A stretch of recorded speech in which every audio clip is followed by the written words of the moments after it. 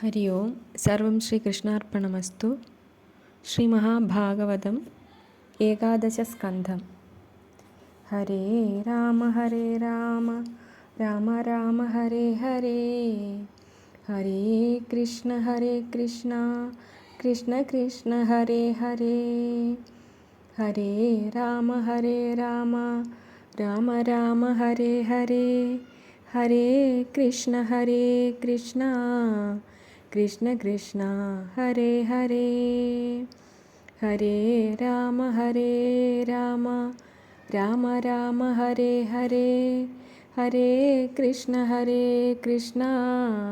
कृष्ण कृष्ण हरे हरे।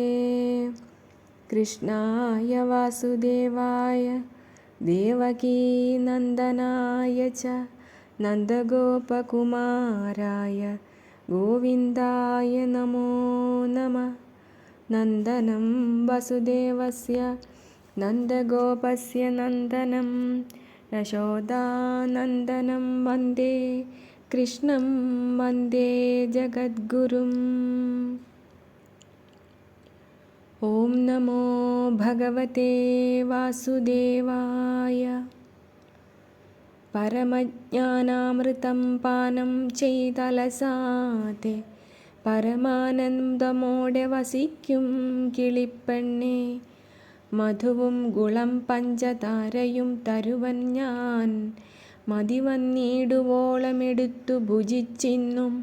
മധുവൈരിയാം വിഷ്ണു നരകവിനാശനൻ, യദുനായകൻ ശൗരി ദുരിതവിനാശനൻ, കരുണാവാരിരാശിയാകിയ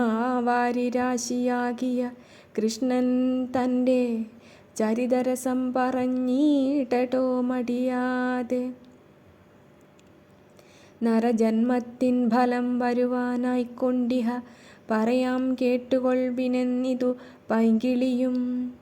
ശ്രീമഹാഭാഗവതം ദശമാന്തത്തോളവും ആമോദാൽ കേട്ടു ചിത്താനന്ദേന ശൗനകാദി മാമുനീന്ദ്രന്മാർ സൂതൻ തന്നോടു ചോദിച്ചിതു. നിർമ്മല കഥാശേഷം കേൾപ്പിക്കെന്നപ്പോൾ സൂതൻ ചൊല്ലിനാനേകാദശസ്കന്ധത്താൽ മോക്ഷം ചൊല്ലും കല്യാണമതിൻ മുമ്പു വൈരാഗ്യസിദ്ധ്യർത്ഥമായി യാദവകുലത്തിൻ്റെ നാശകാരണം മുന്നം വധിച്ചു. പിന്നെ വസുദേവൻ നാരദൻ താനും തമ്മിലെ സംവാദമിക്കർമ്മികളായുള്ളോർക്കു നിർമ്മല പുരുഷാർത്ഥം സാധിപ്പാനെന്തു നല്ലു എന്നു നാരദനോടു ചോദിച്ചോരനന്തരം, നന്ദിച്ചു മുനീന്ദ്രനും വസുദേവരോടായി നിമിയാം നരപതി നവയോഗികളോടു നിർമ്മലയജ്ഞത്തിങ്കൽ ചോദിച്ച സംവാദത്തെ കേൾപ്പിച്ചാനതിൽ നിമി 9 ചോദ്യം ചെയ്തു. താൽപര്യമോടു ഭാഗവതമാം ധർമ്മം മുമ്പിൽ, പിന്നേതു ഭാഗവതന്മാരതും മായാതത്വം മൂന്നാമതല്ലോ, മായാതിക്രമം നാലാമതു, ബ്രഹ്മത്തെ അഞ്ചാമതു, ഭഗവത് പൂജ പിന്നെ നിർമ്മലൻ നാരായണൻ തന്നവതാരങ്ങളും, ഭഗവത് ഭക്തിയില്ലാതവർ തൻഗതിയേയും യുഗങ്ങൾ തോറുമുള്ള പൂജകൾ വിശേഷവും. ഇവ 9 ചോദ്യം ക്രമത്താൽ ഉത്തരങ്ങൾ നവയോഗികളേവം ചൊല്ലിനാർ മോദത്തോടും.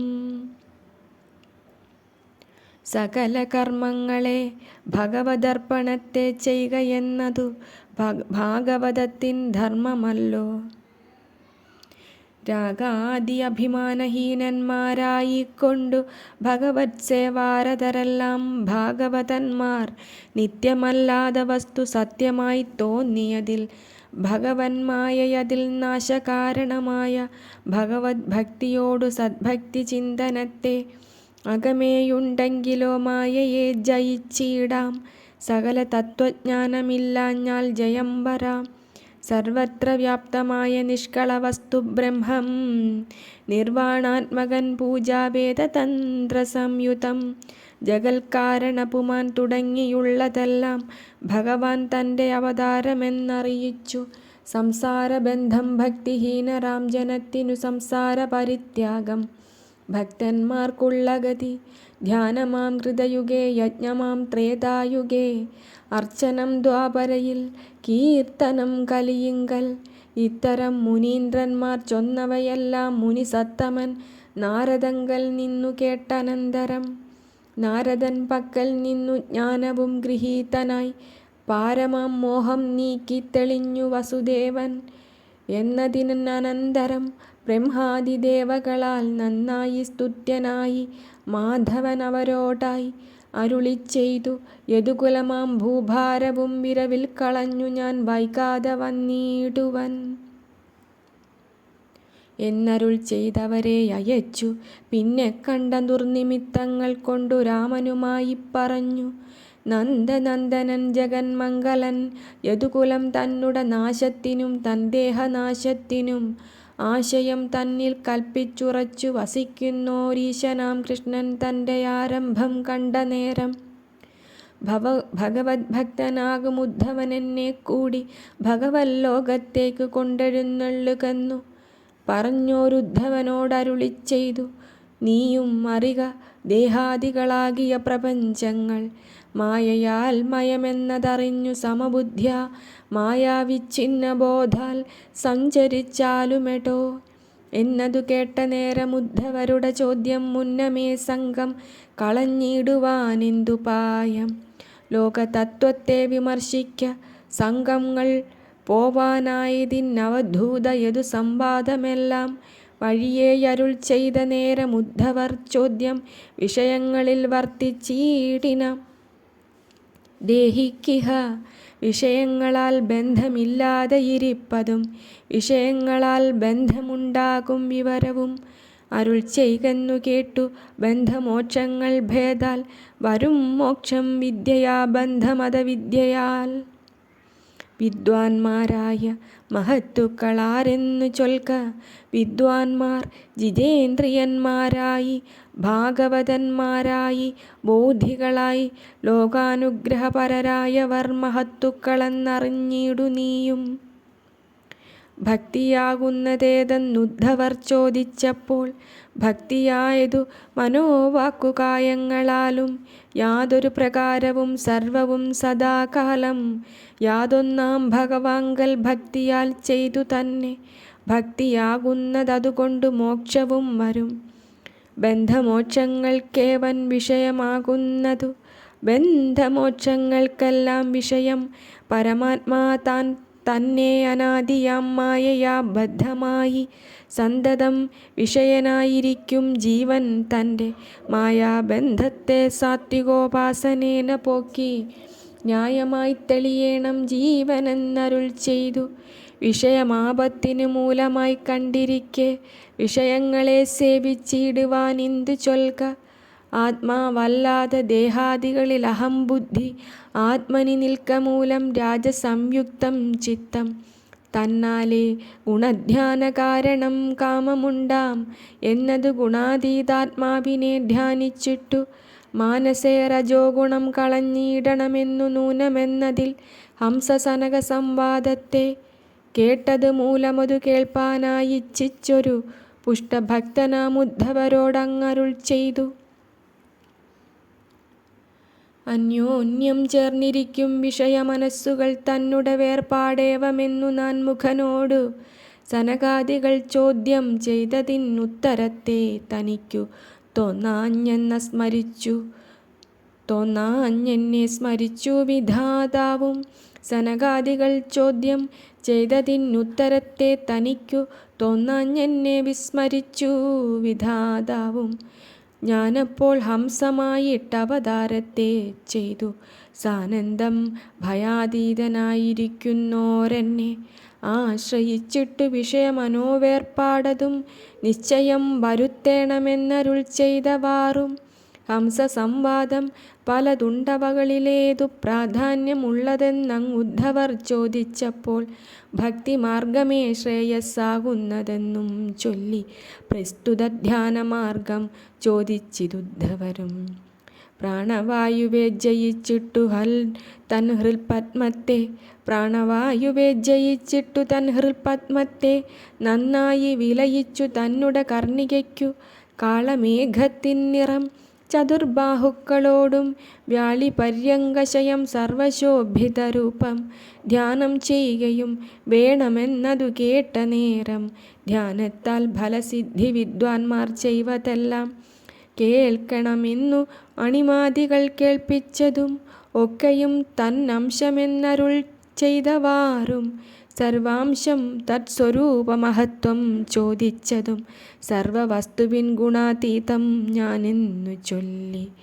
ആശ്രമവർണ്ണയുക്തരായവർക്കെല്ലാം ഭക്തി ആശ്രയം അതുകൊണ്ടു വർണ്ണമാശ്രമധർമ്മം ഉദ്ഭവങ്ങളുമതിൻ ഭക്തി സാധനങ്ങൾ തന്നുദ്ഭവമിവയും അതും ആശ്രമവർണ്ണികൾക്കു ഭക്തി സാധനമായ കർമ്മമിതെന്തെന്നതും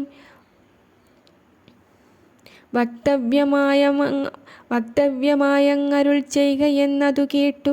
നാനാ വസ്തുക്കൾ തൻ്റെ ഏകാത്മജ്ഞാനം കാൺക നൂനമങ്ങതിൽ യുക്തി ചിന്തന വിജ്ഞാനവും ലോകങ്ങൾ തൻ്റെ കർമ്മബഹുത്വം കൊണ്ടു ദൃഢമാകിയ വൈരാഗ്യവും ചരിതശ്രദ്ധാനാമകീർത്തനമതും ഭക്തി സാധനമെന്നു ചൊല്ലി. ഇത്തരം കേട്ടു ചോദിച്ചിടിനാനുദ്ധവരും യമനിയമ ശമതമ സാധനങ്ങളെ. യമമാദികൾ ഹിംസ കൂടാതെ ഇരിപ്പതും ഇന്ദ്രിയ നിഗ്രഹവും ബുദ്ധി തന്നടക്കവും എന്നിവ ശമാദികളെന്നു കേട്ടനന്തരം ദോഷവും ഗുണം രണ്ടും ഭേദമായി ചൊൽവൂ വേദം. ഈശലുണ്ടതിൽ ദ്വൈത കാരണം വേദമെന്നോ ജ്ഞാനവും ഭക്തി കർമ്മം മൂന്നിഹ പുരുഷാർത്ഥ സാധനമാം വിരക്തമായിട്ടു ജ്ഞാനകാണ്ഡം കാമിക്കു കർമ്മമനശുദ്ധി വന്നകക്കാമ്പിൽ കാമം പോകാതെ വരാ ഭക്തി എന്നതും ചൊല്ലി. ജ്ഞാനത്തിനഭേദവും കർമ്മത്താൽ ഗുണദോഷജ്ഞാനം വൈരാഗ്യ കർമ്മ വിരുദ്ധമല്ല ഭക്തിജ്ഞാനമാം വിവേകത്തിനായി കൊണ്ടീ വിധിയെന്നും ജ്ഞാനവിഗ്രഹൻ കൃഷ്ണൻ അരുളി ചെയ്തവാറും തത്വസംഖ്യകൾ പലർ പലതായി പറയുന്നിതത്രയും കേൾപ്പാനായിട്ടിച്ഛിച്ചോരുദ്ധവനായി തത്വങ്ങൾ മായാകാര്യമാകയാൽ പലവിധം യുക്തിമാന്മാരാൽ വിധിയെന്നതും അരുൾ ചെയ്തു.